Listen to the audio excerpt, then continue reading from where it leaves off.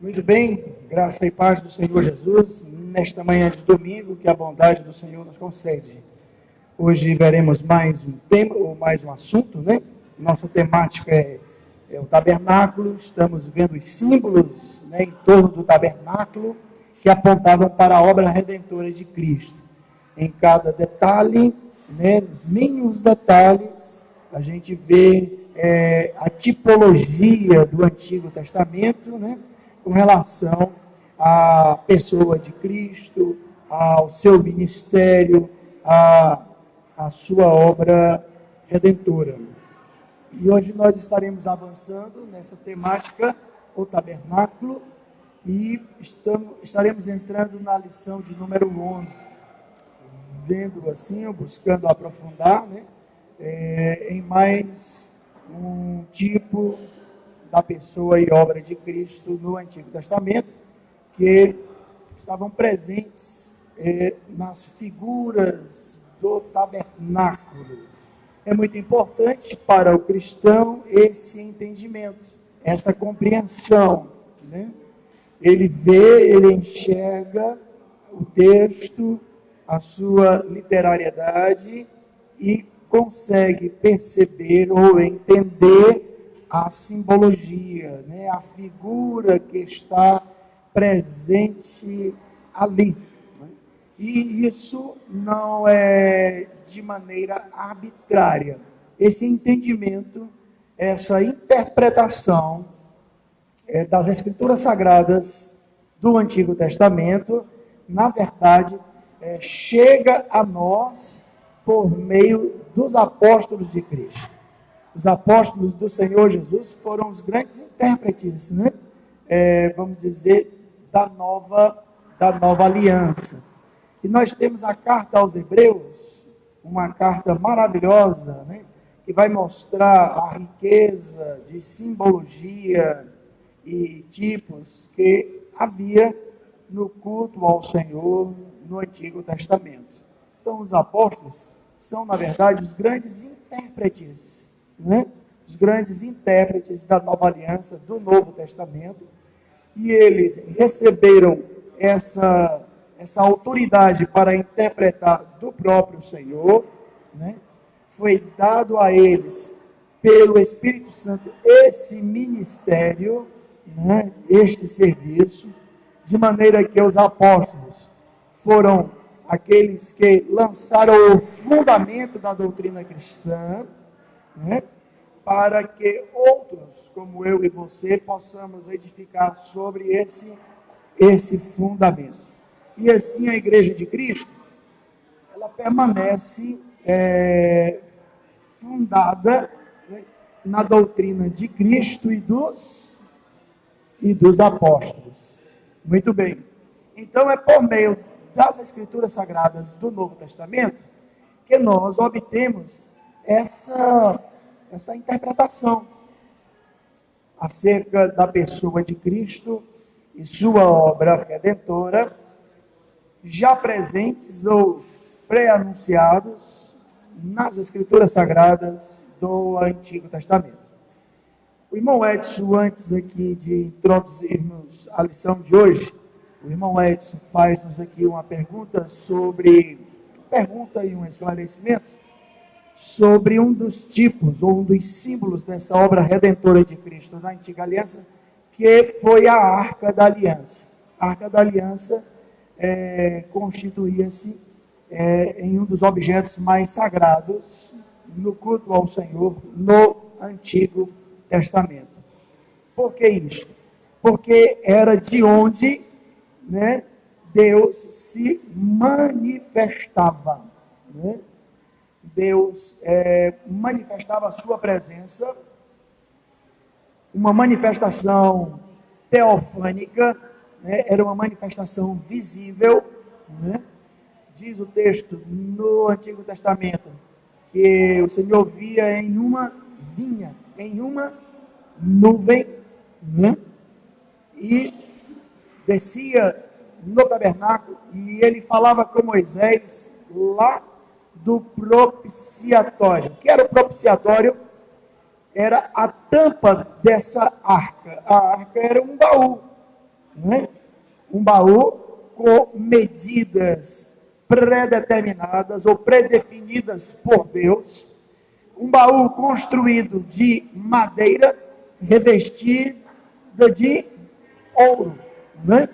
Com argolas laterais, para que varais, também de madeira revestidos de ouro, pudessem ser colocados nesses varais, a fim de esse objeto ser transportado sobre os ombros dos sacerdotes durante as caminhadas ou peregrinações, né?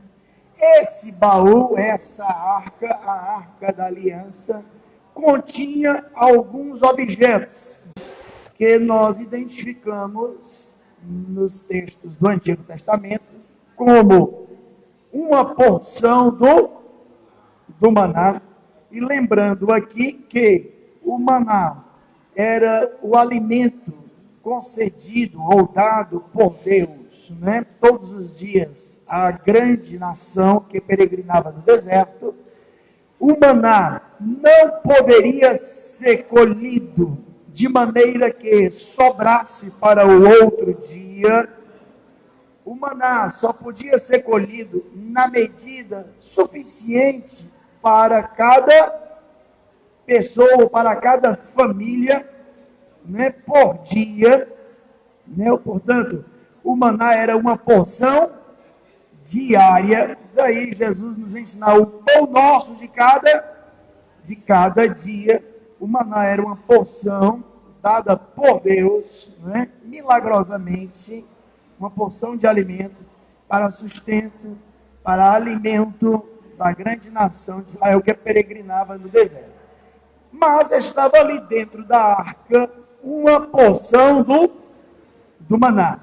A gente lembra aqui também que a primeira vez que os filhos de Israel colheram do maná no deserto, aqueles que não confiavam na providência de Deus, colheram o maná para uma porção além de um dia, né? Ou seja, uma demonstração de incredulidade. Eles não confiaram na providência do Senhor para o outro dia, e aí eles colheram para mais de um dia. O resultado é que aquela porção colhida que sobrava apodreceu de um dia para o outro.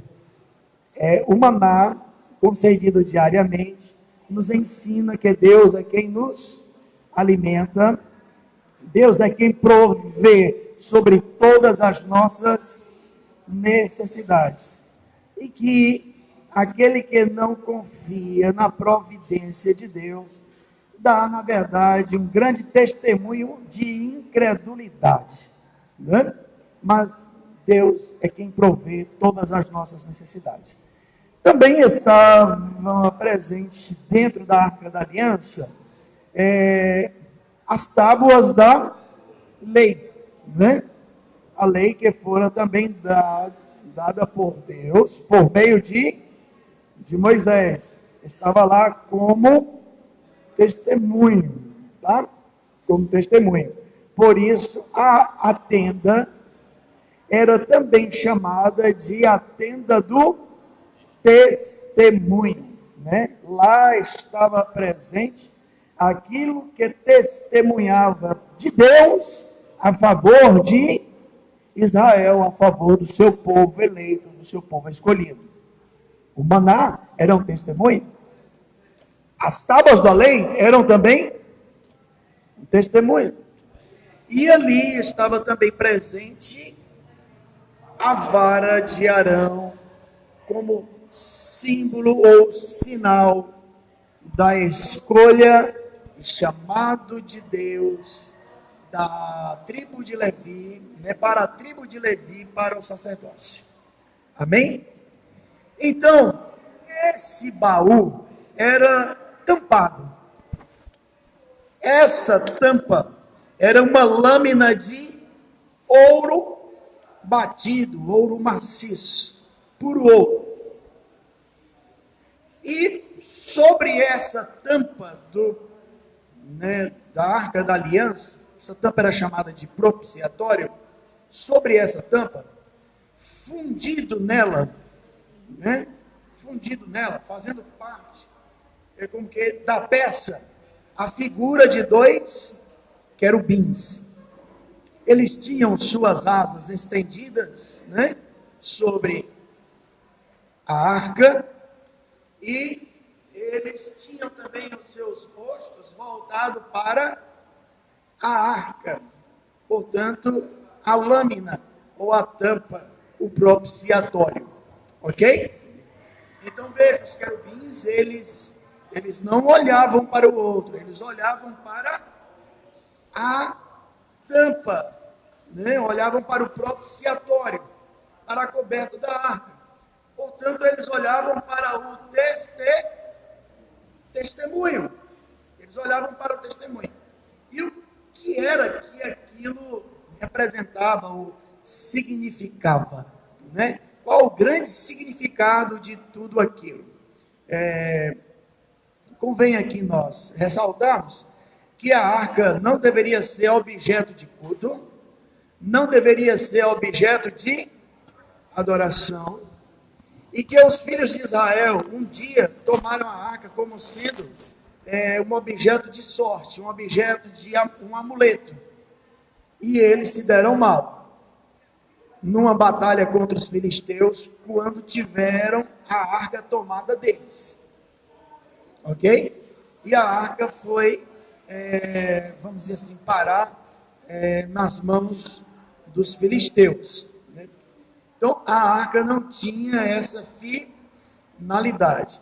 Então, a pergunta que a gente traz é essa, qual é a grande lição, que nós encontramos para a Arca da Aliança, no Antigo Testamento?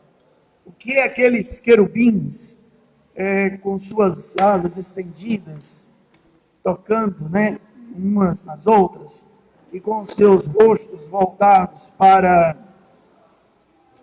o propiciatório ou a tampa da arca? Tudo aquilo queria dizer. O que significava aquilo?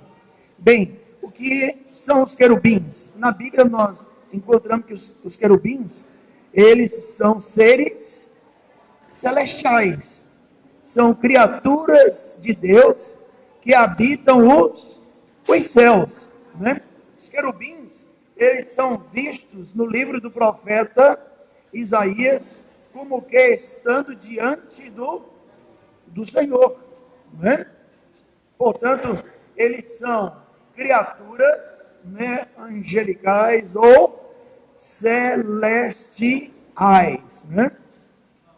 O fato deles estarem olhando para a lâmina de ouro ou a tampa da arca, que era chamada de propiciatório, significava que eles estavam atentos, observando o quê?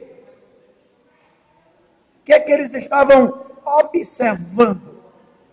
Eles estavam observando a graça de Deus. Isto vai ficar bem claro para nós no Novo Testamento, quando o apóstolo dizer que os anjos de Deus, eles estão atentos à igreja, e eles estão aprendendo com a igreja. O que é que os anjos aprendem conosco? A graça de Deus. Por quê?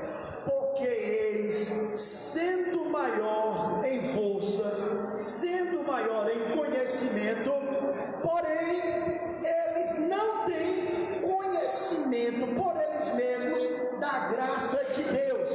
Eles conhecem a graça de Deus, ou da graça de Deus, por meio da igreja, a quem Deus concedeu a sua graça. A Bíblia vai dizer também no Novo Testamento, que Deus não perdoou. Deus não perdoou aos anjos que pecaram, que caíram. Portanto, os anjos não conheceram por eles mesmos a graça do Senhor. Então eles têm conhecimento da graça, né? Bom, Edson, localiza esse texto aí, por favor. Carta do apóstolo Pedro, né? E também Judas menciona isso. Eles têm conhecimento da graça de Deus através da igreja. Por isso eles estão atentos à pregação da igreja. Ok, queridos?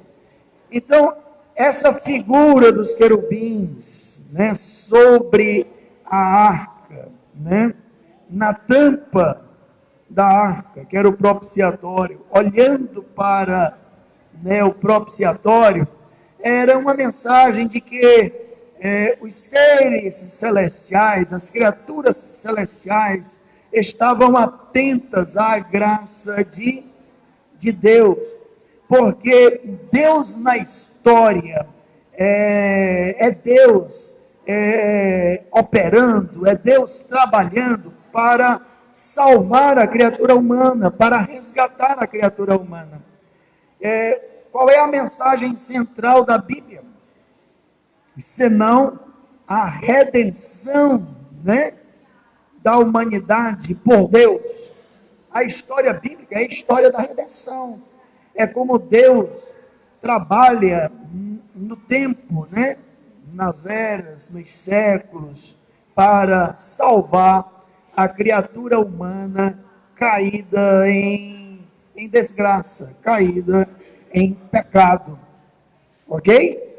Ok, meus irmãos? Então, esta é a mensagem que é passada, né, na figura dos querubins, sobre a arca, na tampa, com um olhar para essa tampa, que é o propiciatório. Foi não, irmão Edson?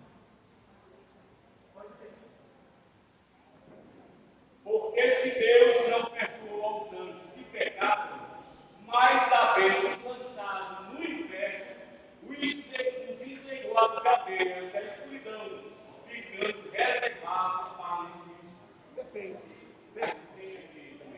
Isso aí, eles não conheceram, né, neles mesmos, né, a graça de Deus,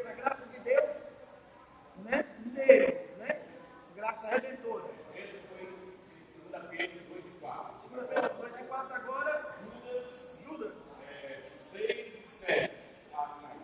5 e 6. Judas 5 e 6.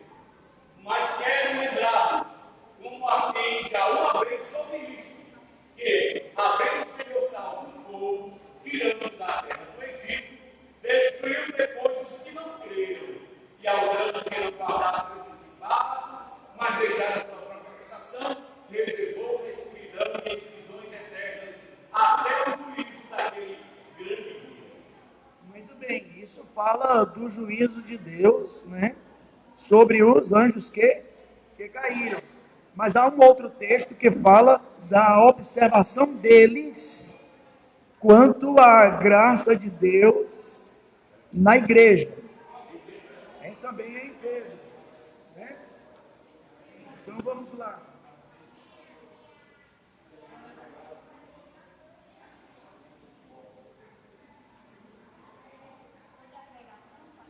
Isso. 1 Pedro, capítulo. Primeira carta do apóstolo Pedro, capítulo 1 e versículo 12. Muito bem, obrigado, irmã Rita.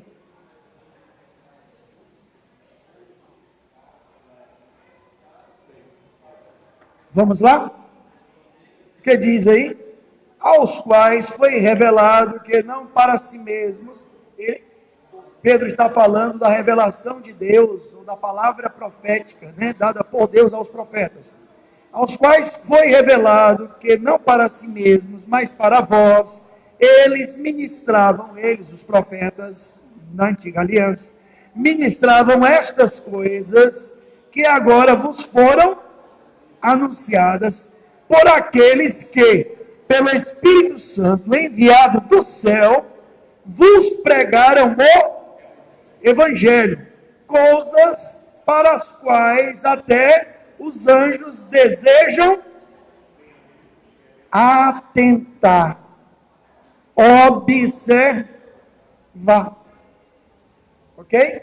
Os anjos estão atentos à pregação do Evangelho por meio da igreja. Então, é o olhar, né, dos seres celestiais para a graça de Deus sobre as criaturas humanas, né? Graça redentora, graça salvadora, porque a pregação do Evangelho é exatamente a pregação da salvação, e para a salvação. Amém, queridos? Então isso está claro? Né? Então, as criaturas celestiais, elas estão atentas às atividades da igreja. O apóstolo Paulo vai até dizer que eles estão atentos ao culto da igreja, né? Os anjos estão como que presentes no culto da igreja, atentos.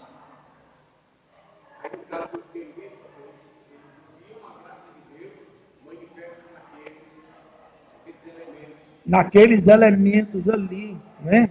Porque o que era a lei? O que era o sacerdócio? Dons concedidos, bênçãos concedidas à nação. O que era o maná? Manifestações da graça de Deus. O povo não tinha de si mesmo ou por si mesmo o maná. Deus estava doando. Os sacerdotes, quem é a lição de hoje? Quem foram os sacerdotes? Para que eles foram constituídos? Eles foram dados por ordens de quem? Estabelecidos por ordens de quem? Então tudo aquilo ali era concessão de graça. Era Deus agindo em favor, porque graça é favor, não merecido. Era Deus agindo em favor. O que era a lei? Ora, a palavra de Deus é vista ou reconhecida pelo povo de Israel como luz, lâmpada para os meus pés e a tua palavra. Eles não tinham aquelas leis. Então a eles estavam sendo concedidas luz. Deus estava concedendo luz para que eles não andassem em trevas, em escuridão. Tudo aquilo era manifestação do coração gracioso, do coração bondoso de Deus, que estava sendo favorável. E os querubins, ou as criaturas celestiais, estavam atentas a tudo aquilo, estavam observando tudo aquilo. Amém? E aí você vai perguntar, e por que Deus não perdoou os anjos? E por que Deus não perdoou os anjos? Deus é soberano. E Ele perdoa a quem Ele quer. Não. Ele mesmo diz lá em Romanos capítulo 9, eu terei misericórdia de quem eu tiver misericórdia. Amém, querido? De maneira que Deus é livre para conceder perdão a quem Ele quer e para exercer ou manifestar o juízo também, de igual modo, sobre quem Ele não conceder misericórdia. Deus é soberano, quem vai questionar a soberania de Deus? Amém, queridos? O fato é que as criaturas celestiais não conheceram por elas mesmas, né? Ou nelas mesmas, a graça de Deus, como o irmão Edson leu. Deus não perdoou aos anjos que pecaram. Antes, o que foi que aconteceu com eles? Eles foram lançados em cadeias de escuridão. E estão reservados nessas cadeias para um dia que é mencionado como sendo o grande dia do Senhor, um dia de juízo, onde eles serão julgados ou sentenciados, né? Definitivamente, porque estão num lugar como que temporário, mas serão condenados ou sentenciados definitivamente. Não só eles, como também os pecadores impenitentes, os homens pecadores impenitentes. Impenitentes é que não se arrependeram. Porque Jesus Cristo fala que o inferno foi preparado para o diabo e seus anjos. E para lá também, para este lugar de condenação, e para este lugar também vai quem? Os pecadores impenitentes, ou seja, que não se arrependeram, que não receberam a mensagem do Evangelho. Pois não, irmão Alexandre?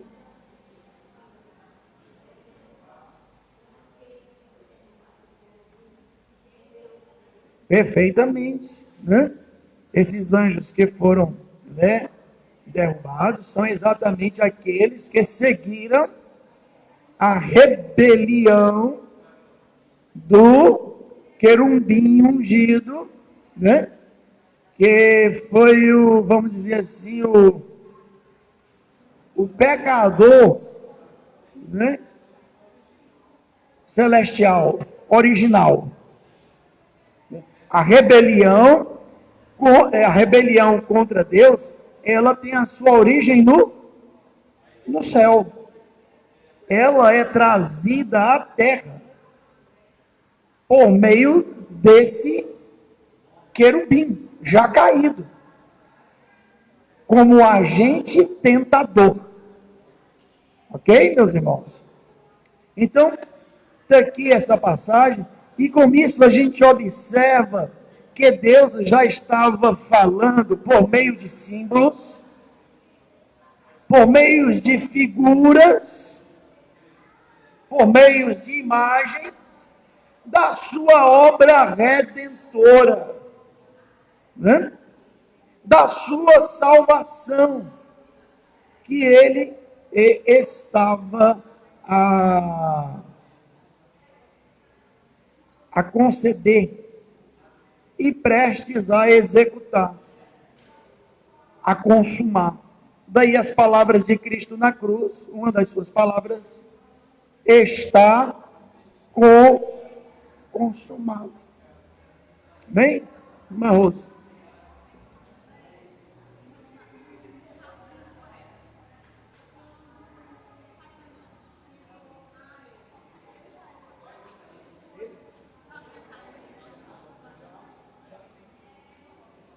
Quando se deu a tentação lá no jardim, né, do paraíso, o agente tentador já havia caído, já havia perdido a sua originalidade e estava agora, né, tentando a criação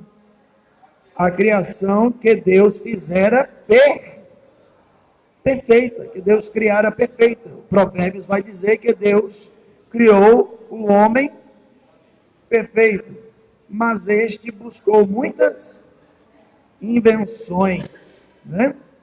O pecado é uma invenção, né, da criatura humana. Primeiro do coração do agente, vamos dizer, tentador. E depois, uma invenção do coração humano. Ok? O pecado não foi inventado por Deus, não. O pecado é uma invenção do coração do homem. Né? Não foi Deus quem estabeleceu o pecado, não. Quem é pecador aqui é o diabo e a criatura humana. Amém, queridos? Então, vamos, com este entendimento, entrar na lição de hoje, porque veremos mais uma lição onde Deus falava da sua obra redentora, da sua salvação, que haveria de ser consumada, né, que haveria de vir por meio do sacerdócio levítico. É a lição de número 11. O sacerdócio de Cristo e o sacerdócio levítico. Vai fazer aí uma comparação. Aqui, Hebreus capítulo 7, versículo 26, o texto áureo traz esse texto bíblico, essa passagem bíblica. Porque nos convinha tal sumo sacerdote, ou seja, um sumo sacerdote com essas qualidades, com essas características tais, né? Únicas, incomparáveis. Santo, inocente, imaculado, separado dos pecadores e feito mais sublime do que os céus. Quem é esse sumo sacerdote? Né? Quem é este tal sumo sacerdote? Santo, inocente, imaculado, separado dos pecadores e feito mais sublime do que os céus. Só tem um. Nosso Senhor Jesus Cristo, né, o Messias, o Redentor, o Salvador da humanidade. A verdade prática estabelece que nosso grande e único sacerdote é Jesus Cristo. Ele intercede. Qual é o papel? Qual é a função? Né? Qual é o ofício, o trabalho do sumo sacerdote? Interceder. Ele intercede. Como é esta intercessão? Né? Qual vamos dizer assim, as qualidades desta intercessão? Ele intercede eficazmente em nosso favor diante do Pai. Ou seja, a intercessão de Cristo, ela é eficaz. Ela alcança o seu objetivo, o seu propósito. Aquilo que Cristo pede ao Pai pelos pecadores arrependidos é concedido. Amém, queridos? Deus Pai não nega ao seu Filho os seus rogos, a sua intercessão pelos pecadores arrependidos, que nele tem fé, que nele crê. Então, não é negado ao pecador que se arrepende e crê no Filho do Pai. Não é negado pelo Pai o perdão. E isso nos é dado pela intercessão ou pela mediação do Filho. Portanto, o sacerdócio de Cristo é grande, é suficiente e é eficaz. De maneira que nós não precisamos de mediadores. Ele é suficiente, a sua intercessão nos é suficiente. Amém, queridos? De maneira nenhuma. Não precisamos buscar confiança em intercessões, em mediações outras. Porque já temos diante do Pai um sumo sacerdote que intercede por nós. E essa intercessão é eficaz. Alcança os seus resultados. E a Bíblia não fala de mediação outra. Se os irmãos abrirem primeira carta a Timóteo, apóstolo Paulo escrevendo a Timóteo, primeira carta do apóstolo São Paulo a Timóteo, capítulo 2 e o versículo 5. O apóstolo São Paulo, com uma autoridade apostólica, doutrinando a igreja, instruindo a igreja, lançando o fundamento, ele vai dizer no versículo 5, que Cristo é o único mediador entre Deus e os homens. Vamos ler, irmão Edson. Porque há um só Deus e um só mediador entre Deus e os homens, Jesus Cristo, homem. Um só. E a Bíblia não fala de outros. Então, quem porventura constitui outros e estabelece outros, faz isso por si mesmo. E não autorizado por Deus, não revelado na palavra. Aí, baseado nesse aqui, mais uma coisa de Pedro, né? Derruba a tese da Igreja Católica, né? Em dizer que Pedro tem que abrir o caminho para o céu, né? Não tem a chave, né? E o próprio Pedro disse lá na pregação do Sinédrio, né? Que embaixo do céu, em cima da terra, nenhum outro nome, né? Atos 4:12.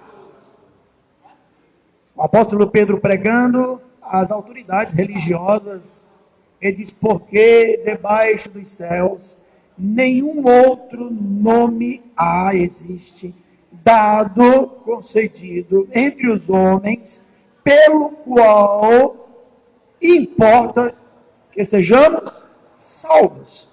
Então, o nome de Cristo é um nome salvador e único. Não há outro nome que nós possamos invocar, né, para por meio deste nome sermos salvos. O nome de Cristo, o nome de Jesus, é o único nome salvador. E outro texto bíblico vai dizer, né, que todo aquele que invocar o nome do Senhor, Romanos capítulo 10, todo aquele que invocar, todo aquele em qualquer lugar do mundo, todo aquele de qualquer tribo, povo, língua ou nação, todo aquele, seja macho ou fêmea, adulto, jovem, velho, criança, todo aquele que invocar o nome do Senhor será salvo. Então, que nome nós vamos tomar em nossas bocas? O nome de Jesus. Todo aquele que crê, porque o apóstolo Paulo, em Romanos capítulo 10, vai dizer, como invocarão? Como invocarão se não? Invocar é uma consequência, é um resultado de se crer. Só se invoca, né, aquilo que se crê. Ok? Então, da próxima vez valei-me, Senhor Jesus Cristo. Valei-me, meu Senhor Jesus. Quando tiver em aflição, quando tiver em angústia, quando tiver em aperto, vala-me, meu Senhor Jesus Cristo. Ok, meus irmãos? O profeta Isaías vai dizer assim: crie, por isso falei. Só fala quem crê. Amém, queridos? Então isso é muito importante para a nossa fé, para a nossa doutrina, para a nossa instrução. E isso chega a nós, irmãos, por meio da palavra dada por Deus aos profetas, dada por Deus em Cristo, dada por Deus por meio dos santos apóstolos. Ninguém está autorizado a constituir ou estabelecer outros mediadores. Com que autoridade? Com que autoridade? Não há na palavra de Deus. Cristo não fala sobre isso. Os apóstolos não instruíram acerca disso. Então, por que é que nós vamos devotar confiança agora em algo que não foi ensinado nem por Cristo e nem pelos apóstolos?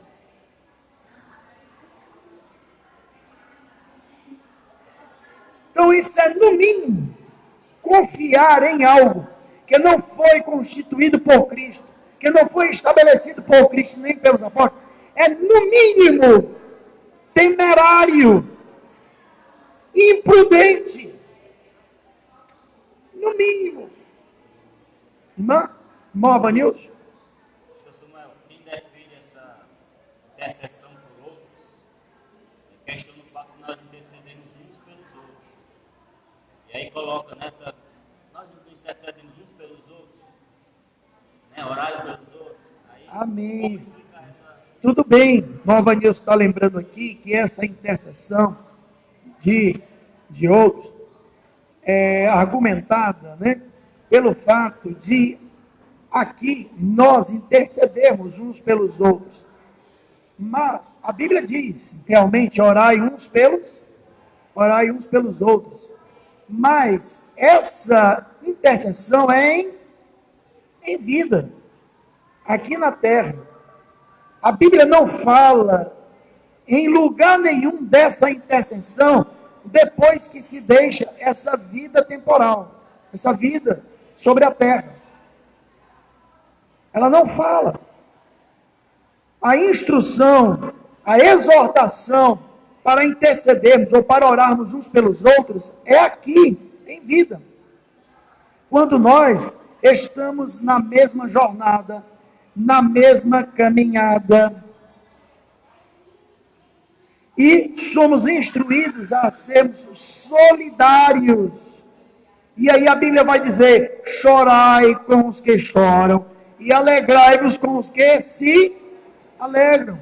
Isso é solidariedade. Mas para depois que nós deixamos das nossas funções aqui na terra, e a palavra defunto quer dizer aquele que cessou das suas funções. A Bíblia não fala dessa atividade de intercessão. Se ela não estabelece, por que é que nós vamos então criar isso? Sistematizar isso?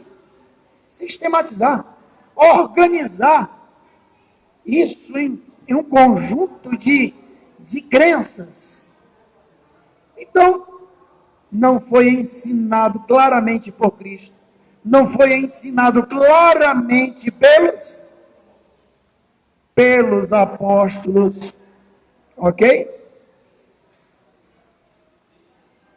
Irmão Edson.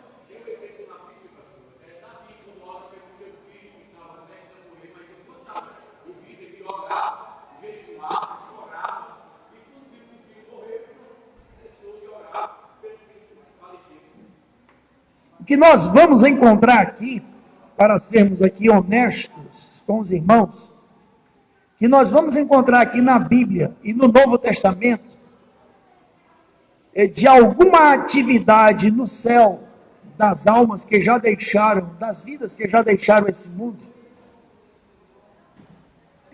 pedindo por alguma coisa aqui na terra, que nós vamos encontrar, isso é para sermos honestos com os irmãos, mas que não nos dá fundamentação e base nenhuma para constituirmos mediadores e confiarmos nessa mediação ou intercessão, é o livro do Apocalipse, que é um livro abundantemente simbólico, né? Cheio de figuras, tipos e símbolos, né?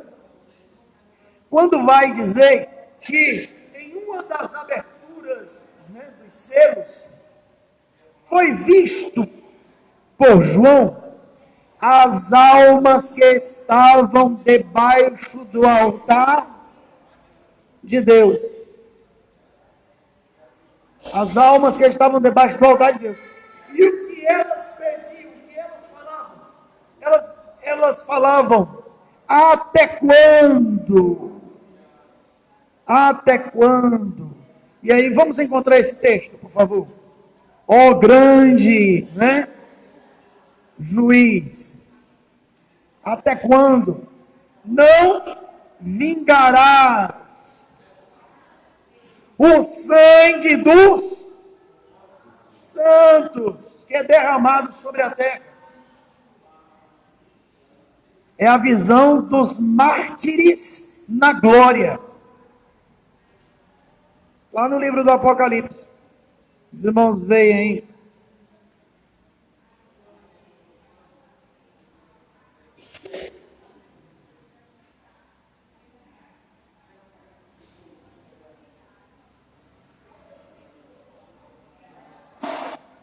Capítulo 7.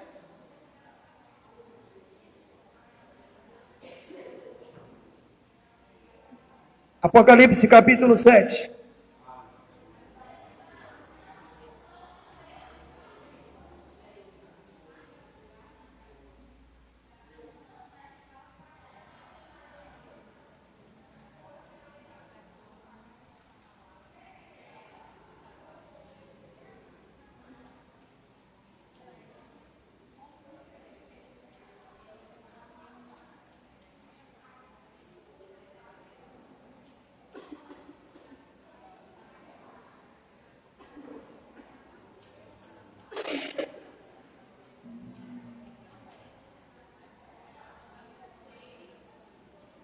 Vai ser capítulo 6. 6?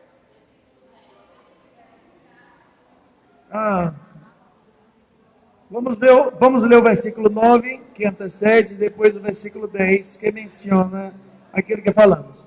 Versículo 9 vai dizer, Apocalipse 6, 9.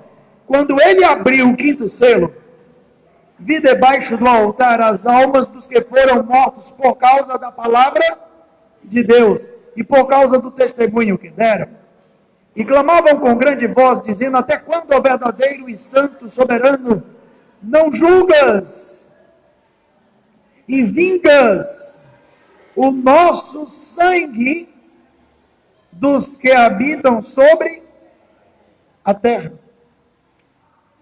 Quem foram essas almas? Quem foram essas almas? Mártires. Pessoas que, por causa da palavra, por causa do testemunho que deram, foram mortos, tiveram seu sangue derramado. E eles tiveram seu sangue derramado por quem? Pelos que habitam sobre a terra. O que era que eles estavam pedindo? O que era que essas almas estavam pedindo? Justiça. Juízo. Por injustiças que eles sofreram. Eles estavam pedindo por outros? Estavam pedindo por outros? Estavam pedindo por eles mesmos. Nosso sangue. Nosso sangue. Então, com base nisso aqui, a gente pode dizer que tem intercessão de pessoas mortas por pessoas vivas aqui na terra. Não dá para afirmar isso. Ok, meus irmãos? É só uma lembrança deles. E é uma lembrança. Intercessão e oração. Ok? É uma lembrança. Ok? Não se trata de intercessão. Né? Porque a intercessão é pedido por outros. E aqui eles estão só lembrando. Né? A justiça e o juízo de Deus. Ok, queridos? Irmã Luana.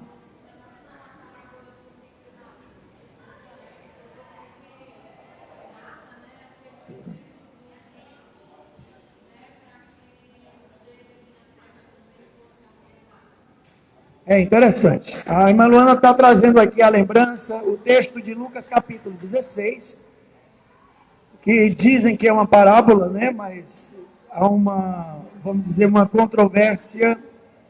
Há grupos que dizem que tem tudo para não ser uma parábola, outros dizem que é uma parábola. E o fato é que nessa história trazida por Jesus, né?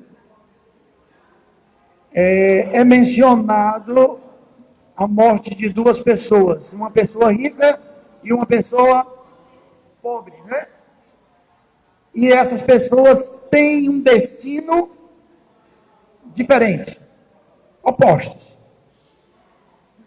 Uma tem como destino um lugar de delícias, é chamado de paraíso, também chamado de seio de Abraão, né? E o outro tem como destino um lugar de chamas, um lugar de tormentos. E nesse lugar de chamas e tormentos, essa pessoa que na terra havia sido rica, que havia vivido regalada e esplendidamente, que podemos deduzir que fora um pecador que não se arrependera, né? Chega a lembrar-se, né? Primeiro ele pede para aquele tormento dele ser aliviado. E o que é, né? Negado pelo fato de haver um grande abismo entre os dois, né, lugares. Há um grande abismo de separação e não tem como quem está aqui ir para aí, nem quem está aí vir para cá. Não existe intercâmbio entre o paraíso e o inferno. Faça tudo para não chegar no inferno, porque depois de chegar lá, não há mais esperança. Não há mais esperança. Tentaram criar aí um lugar intermediário, né? Não, vamos usar isso aqui como trampolim, mas não tem trampolim, não tem escada, é um ou outro. E depois que chega está definido. E isso está em harmonia com Hebreus 9:27, que diz que depois da morte segue-se o juízo. Então existe tempo para se arrepender. Existem oportunidades para se aproveitar. Hoje é o tempo aceitável. Hoje é o dia da salvação. Então, tempo e oportunidade, né, devem ser aproveitados. Porque depois da morte segue-se o juízo. Ok, meus irmãos? Mas aí vem um outro detalhe. É que aquele homem rico, ele lembra-se de quem? Já que eu não posso mais mudar o meu destino, já que eu estou definido neste lugar de tormento, ele lembra-se de quem? Dos seus parentes. Ele lembra-se do seu pai e dos seus irmãos. E aí ele faz um pedido. Ora, ele pede a quem? A quem é feito o pedido? Ao pai Abraão. E aí ele pede que Lázaro vá. Lázaro vá e avise ao seu pai e aos seus irmãos do seu destino, para que porventura eles não tenham a mesma sorte, a mesma herança, a mesma definição.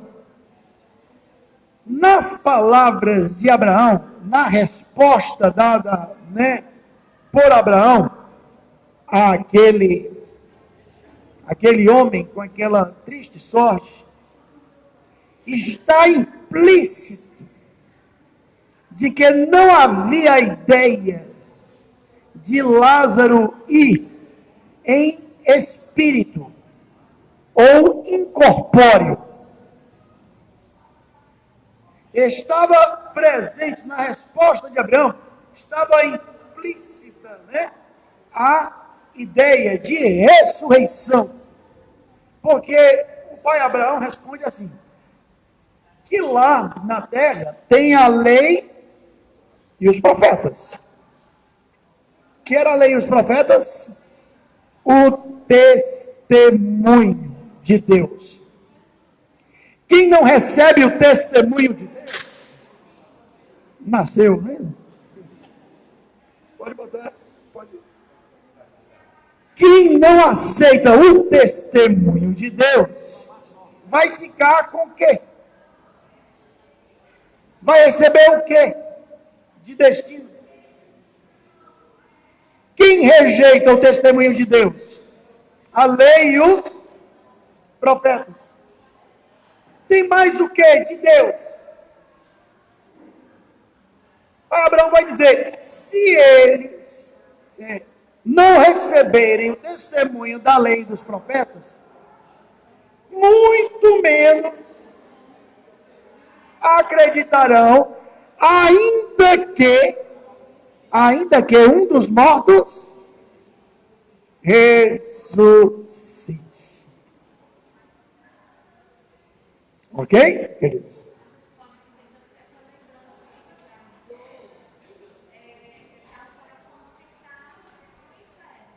De quem?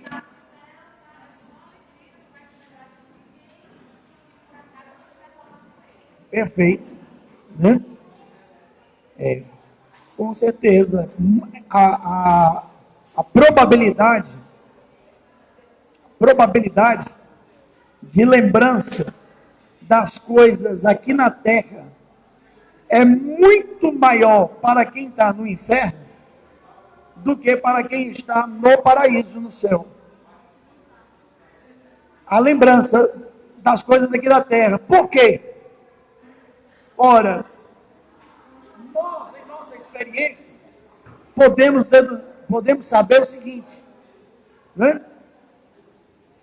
É mais fácil a gente se lembrar dos anos de vigor, dos anos de saúde, dos anos que você dava pulo e cangapé, quando você está doente, quando você está velho, quando você está com dores.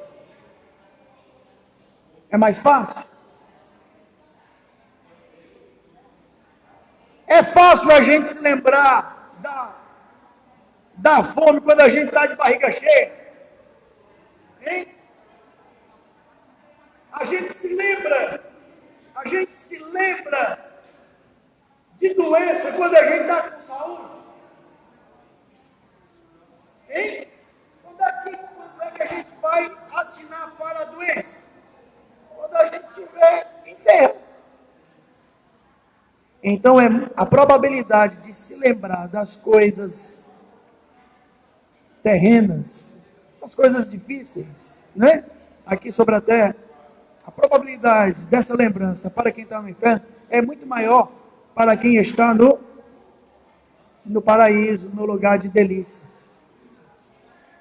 Ok, meus irmãos? Então, é assim. A alegria e a felicidade ofusca a dor e o sofrimento. Mas a dor e o sofrimento enfatiza a alegria e a felicidade. É por isso que no Hades o rico viu quem no paraíso?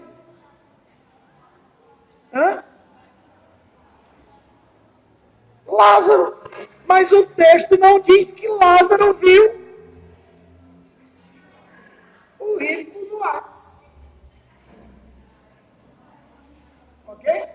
Então, quem está no sofrimento enxergar a felicidade, a probabilidade é muito maior, queridos. Não foi Lázaro pedindo.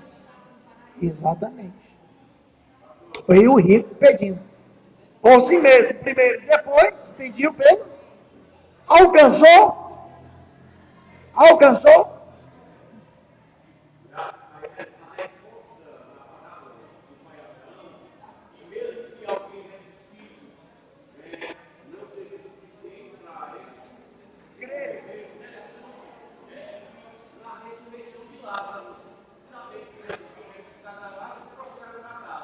Perfeito.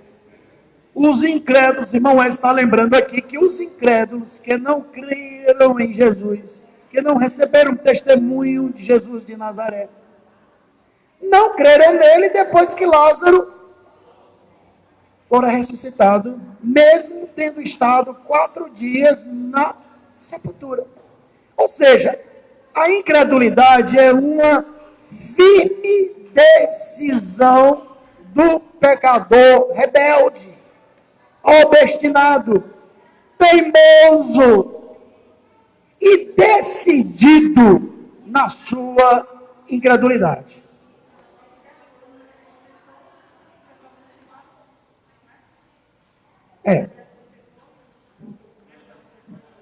Irmão, está lembrando que tem gente que não acredita na ressurreição de Jesus? Tomé, que andou com ele, né?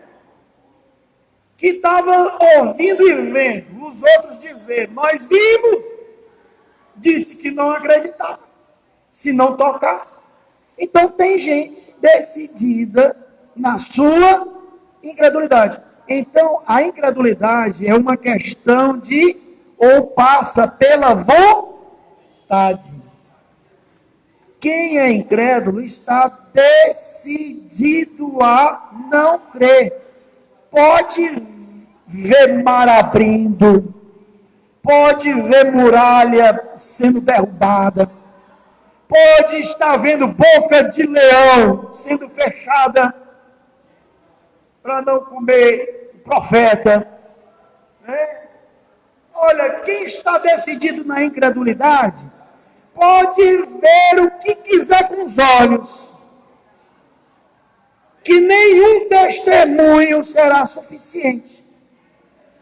Quando a pessoa está decidida a não crer, a não receber o testemunho de Deus, a lei e os profetas, né? Ela não vai acreditar em nada, ainda que um dos mortos ressuscite. Então, meus irmãos, Deus não vai mandar uma alma, um espírito para ir falar com você. Ele já fala aqui. Ok? Ele já fala aqui no seu livro. Amém, queridos? Então vamos lá, né? Porque hoje estamos aqui estudando o sacerdócio de Cristo e o Levítico. E esse sacerdócio era mais um dos símbolos, né, da obra redentora de Cristo. E a lição de hoje está dividida em 3 tópicos. O primeiro tópico aborda a escolha dos sacerdotes. O segundo tópico, a vestimenta sacerdotal para o serviço. E o terceiro tópico, o sacerdócio, observação, né? Os irmãos acompanhem e vejam alguma dúvida para pedir esclarecimento. Deus escolheu a linhagem sacerdotal levítica e não Moisés. Moisés foi um profeta e um profeta mediador, tá? Mas ele escolheu a linhagem sacerdotal. Essa linhagem foi a tribo de Levi, né? Embora Moisés fosse também, né, descendente de Levi, Deus não estava escolhendo Moisés, Deus estava escolhendo a linhagem sacerdotal. Essa escolha indicava o que, irmãos? A soberania do Senhor para designar obreiros para a sua obra. Então, quem escolhe obreiros para a sua obra? É Deus, né? Deus é soberano. No ministério cristão, no serviço cristão, por meio do Espírito Santo, Deus é quem elege líderes para o ministério. Isso é muito interessante. Deus tem elementos humanos, figuras humanas, a quem ele chama, a quem ele escolhe, a quem ele chama e a quem ele responsabiliza um trabalho, um serviço, um ministério.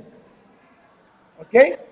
Olha, querido, isso é muito importante, porque embora na nova aliança, no Novo Testamento, cada cristão, cada crente vá ser agora um sacerdote diante de Deus, ok?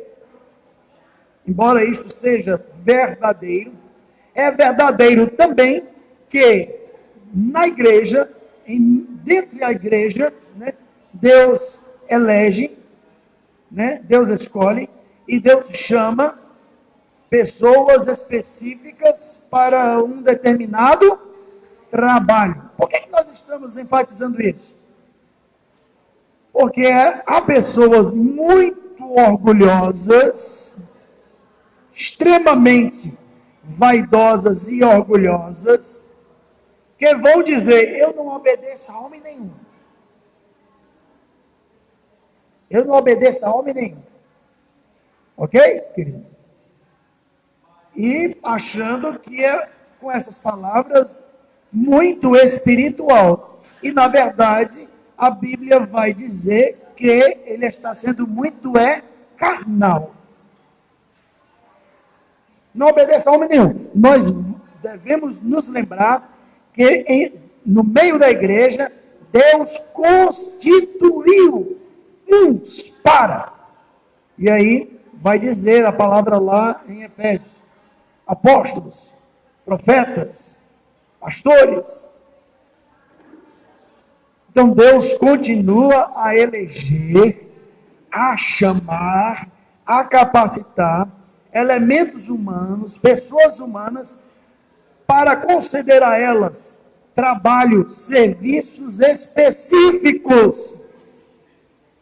E estas pessoas chamadas recebem de Deus, né, vamos dizer assim, autoridade espiritual. Autoridade espiritual que precisa ser que precisa ser reconhecida, é bom que seja reconhecida, é bom que seja reverenciada, é bom que seja respeitada, é bom que seja tratada com distinção, pelo princípio de autoridade que aquela pessoa carrega no seu trabalho, no seu ofício, no seu serviço. Ok, queridos? Para a boa ordem e a bênção de Deus sobre as nossas vidas, é bom que nós reconheçamos as autoridades. Porque as autoridades, elas vêm de Deus. Ok? Então, essa coisa de dizer, eu não obedeço a homem, precisamos ter muito cuidado com isso. Porque isso é, na verdade, uma manifestação do coração vaidoso, do coração orgulhoso, do coração soberbo, do coração pecador. E Deus não vai abençoar essa atitude, essa postura. Se não tem em Deus a sua bênção. Quem quer ser, que seja. Ok? Está claro isso, irmãos? Então vamos lá. Na igreja de Corinto tinha muito isso, sabe? Na igreja de Corinto tinha uns que diziam assim, eu sou de Apolo. Aí outro grupo dizia assim, não, eu sou de Pedro. E aí outro dizia, eu sou de Paulo. 3 grupos.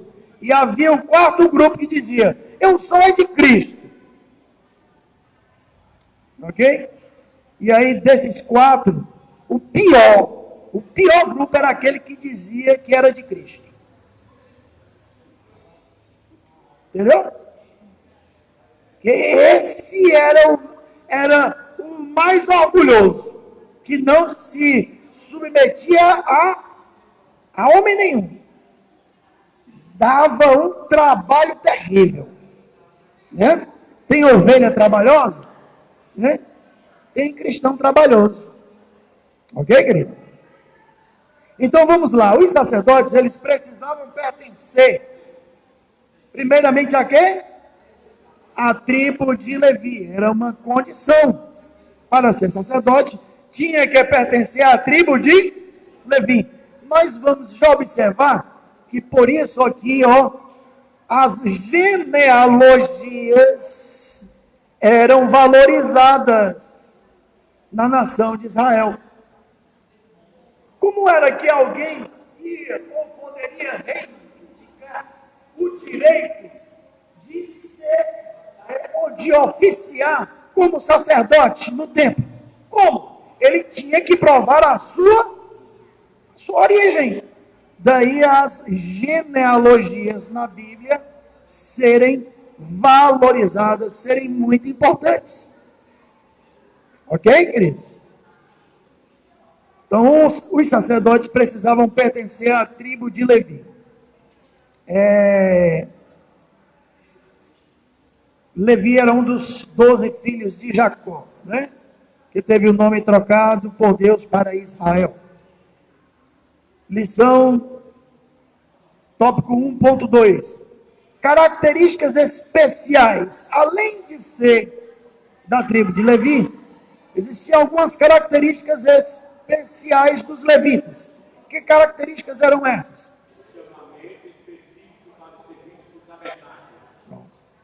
Aqui a revista, o comentarista vai destacar o chamado. O chamado específico para o serviço do tabernáculo. Né? Qual outra característica? A unidade.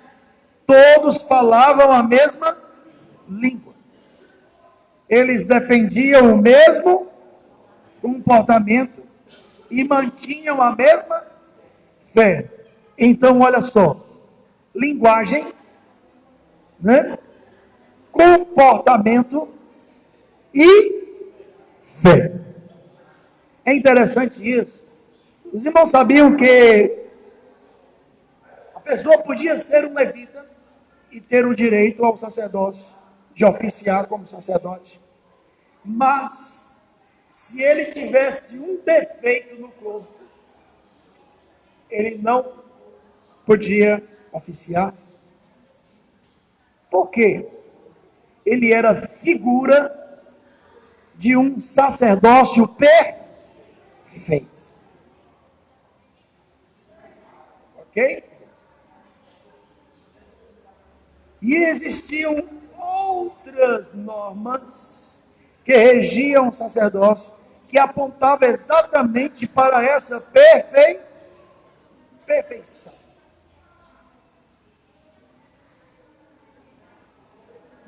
Muito interessante isso aí, irmão.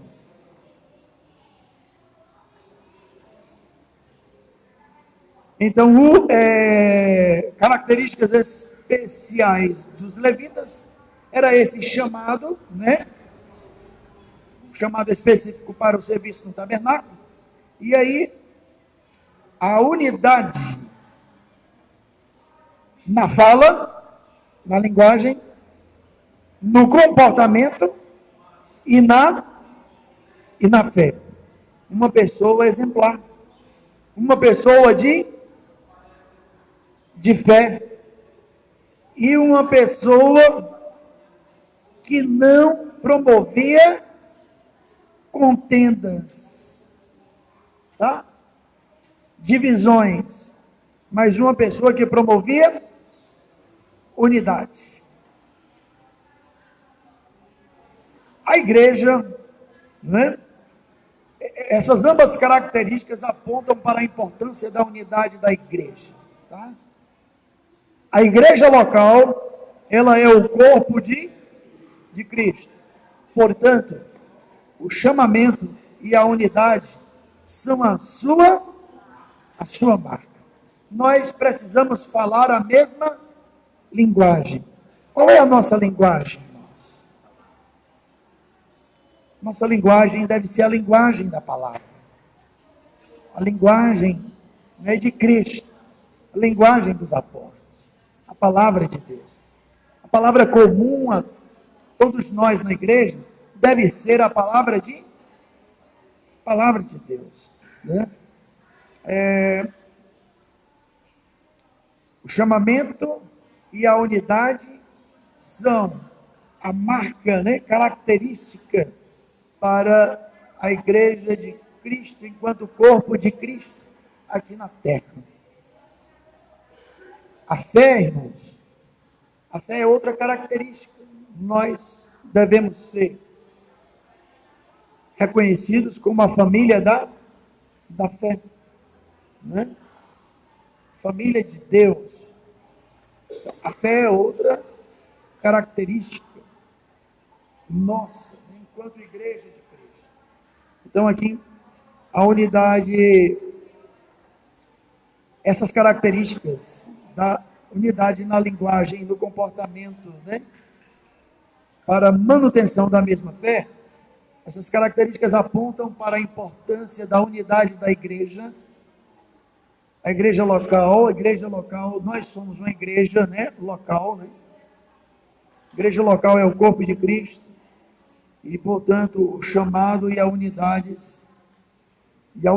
devem ser a nossa característica, a nossa marca. Não é saudável que na igreja haja divisões, né? Como havia em Corinto, né? Igreja dividida. Isso não é saudável. É muito bom que nós possamos refletir uma conduta, um comportamento comum, né? E esse comportamento deve ser honroso, deve ser louvável. A igreja de Corinto estava dividida até mesmo durante a Santa Ceia, né? Grupos. Então, O ponto 3 do tópico 1. A consagração sacerdotal tinha um só propósito. Qual era o propósito dessa consagração? Os sacerdotes foram consagrados para servir no tabernáculo, separados pelo Senhor e para o Senhor. Eles não podiam executar outra atividade que fugisse a esse propósito. Né? Então eles eram exclusivos. Né? Logo, o método de Deus para os obreiros do Novo Testamento não é diferente. Os obreiros do Senhor não se embaraçam com o negócio desta vida. Ratificando esse princípio, o nosso Senhor declarou que o vocacionado para arar a terra não pode olhar para trás. É preciso olhar para frente e fazer a obra divina com perseverança e fé. Olha, irmãos, não existe trabalho mais honroso do que o servir a Deus na igreja. Tá? Não existe ocupação mais honrosa do que o ministério na igreja de Deus. Quem trabalha, né? Quem exerce um ministério na igreja é uma pessoa que está influenciando outras. São agentes multiplicadores ou expansores do reino dos céus. Pessoas que estão influenciando outras para aquilo que é bom. Que ocupação honrosa. Que atividade nobre é essa? A do ministério, a do serviço, a ocupação na igreja. Pessoas que são chamadas e exercem o ministério na igreja são pessoas que estão mudando ou contribuindo para mudar o destino eterno de pessoas, de outras pessoas. Tem atividade mais honrada, mais elevada, mais nobre do que essa?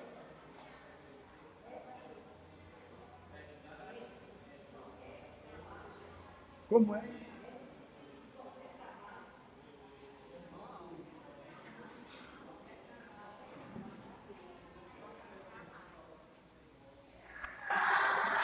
A Morecina está aqui perguntando se é no sentido de qualquer trabalho na igreja. Sim, qualquer trabalho na igreja. Principalmente aqueles que são, vamos dizer assim,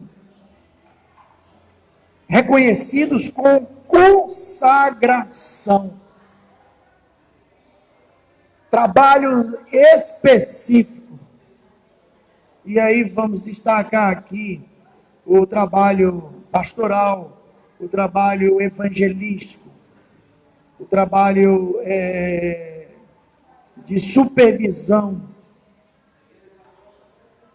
Mas isso é extensivo a todo trabalho na igreja. Porque a igreja não é o trabalho de um. A igreja é o trabalho de todos. A igreja é coletiva. O pastor não faz o trabalho sozinho. Ok? O líder, o pastor é um líder. E o papel do líder não é trabalhar sozinho. O papel do líder é delegar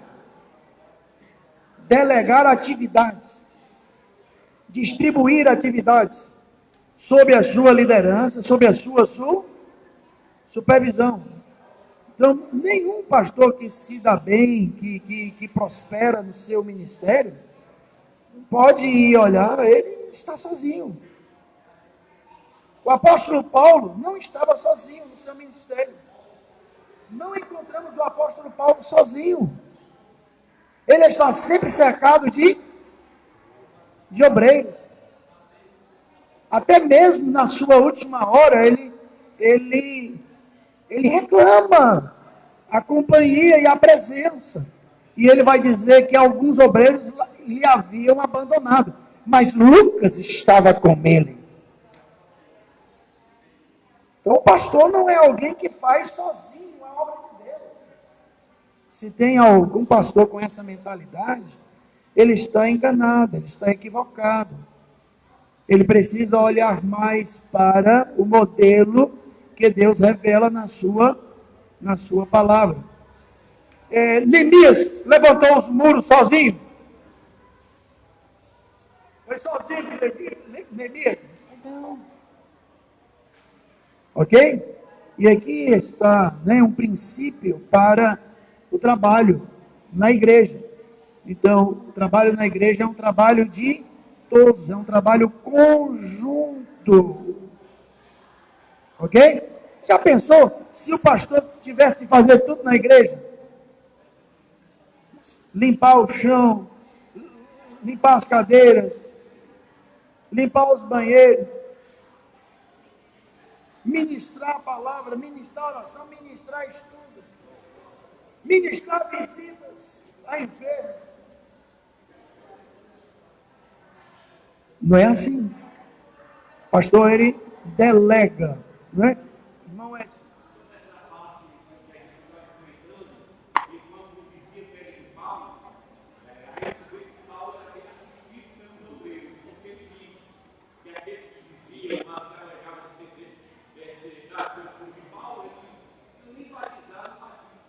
Verdade.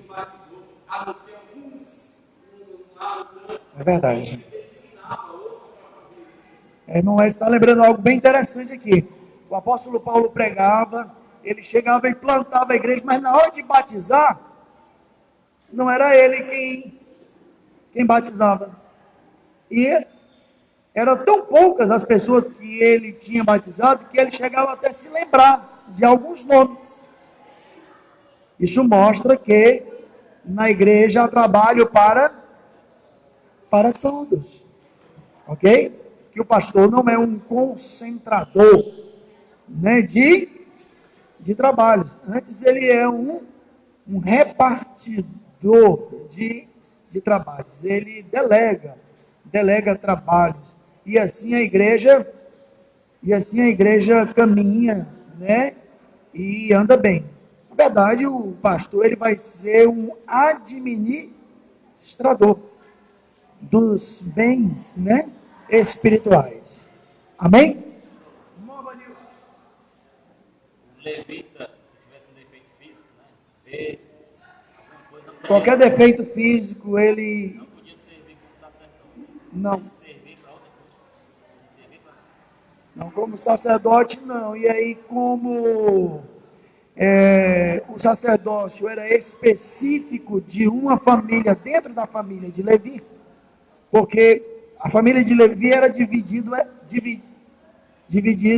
família era dividida em 3 famílias: os coatitas, os meraritas e os gersonitas.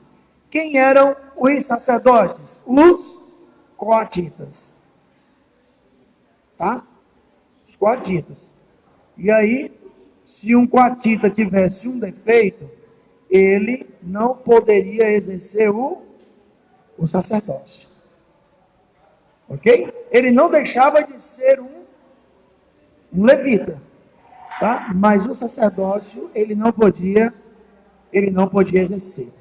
Porque simbolizava, né, o sacerdócio perfeito de Cristo.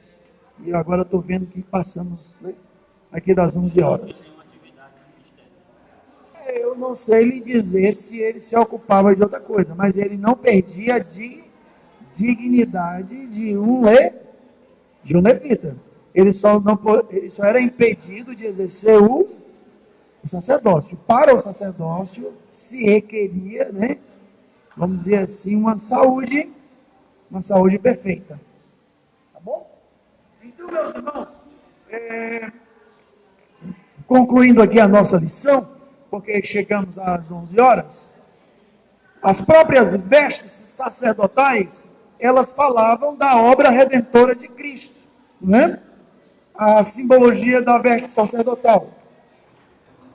A vestimenta tinha características específicas e também tinha características especiais e cerimoniais. Ela servia de glória e ornamento do ministério, né? A vestimenta do sacerdote era símbolo de santidade e autoridade. Duas coisas. Por que o sacerdote se vestia diferente? Por que ele se vestia diferente?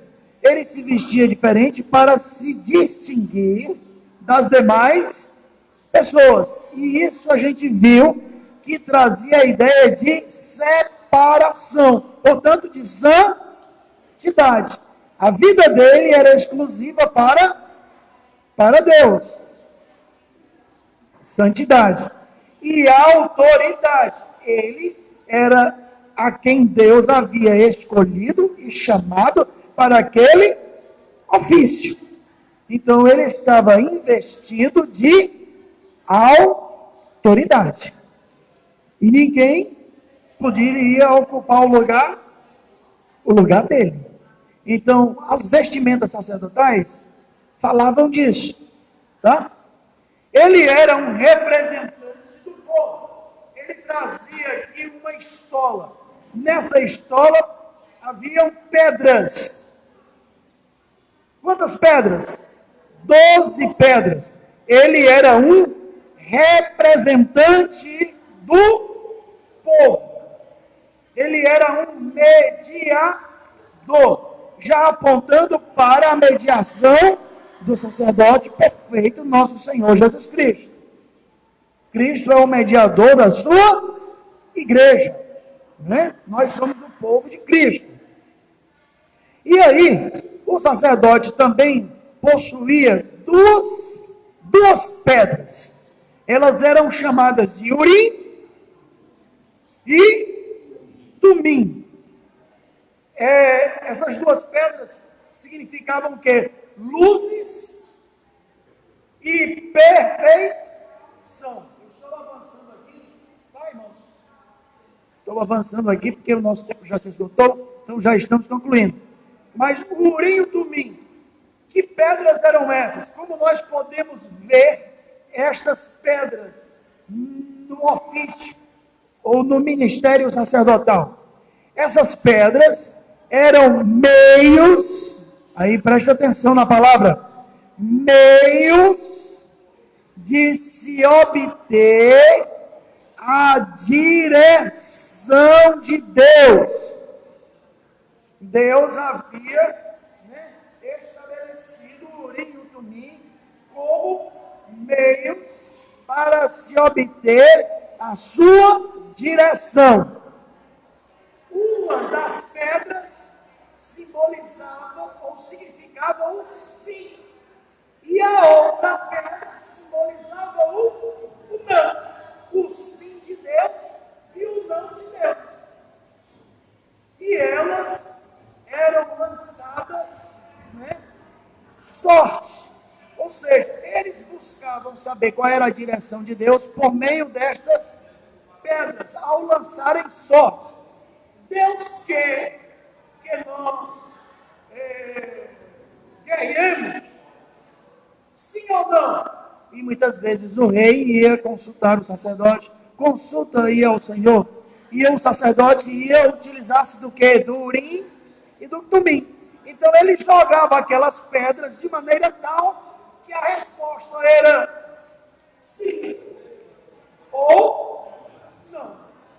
É por isso que Jesus disse, seja o vosso falar sim, se for sim, é sim, se for não, é não. Então eram meios, tá? É por isso que nós vamos encontrar lá em Atos dos Apóstolos, Matias sendo escolhido por meio de sorte. Os judeus não tinham nenhuma dificuldade de ter este meio, de fazer uso desse meio para se buscar a direção de Deus. Por quê? Porque eles criam que o resultado, quem determinava era o Senhor e não o acaso. Nada acontece por acaso. Mas tudo é decidido e controlado por Deus.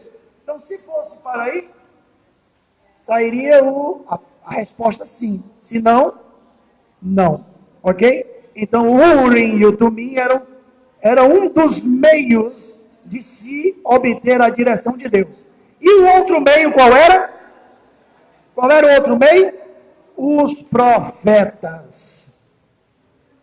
É por isso também que os reis, antes de irem a uma guerra, chamavam os profetas. Que diz o Senhor? O Senhor tem falado alguma coisa sobre essa peleja?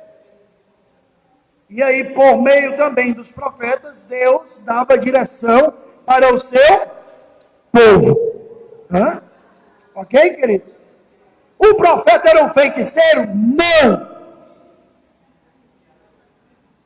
O profeta não era um manipulador da vontade divina. O feiticeiro, ou os feiticeiros, eram manipuladores das forças ocultas. Os profetas não eram manipuladores da vontade divina.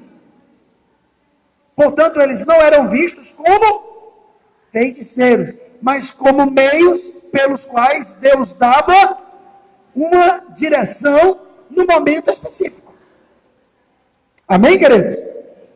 Então, aqui a gente viu aqui o tópico 2, né? A vestimenta sacerdotal para o serviço. E aí o tópico 3 vai falar do sacerdócio de Cristo. Cristo é um novo e perfeito sacerdote. Jesus trouxe salvação perfeita como sumo sacerdote. E Jesus é o mediador de uma nova aliança. Portanto, temos um perfeito, sumo sacerdote diante de Deus, nosso Senhor Jesus Cristo. Deus abençoe aos irmãos.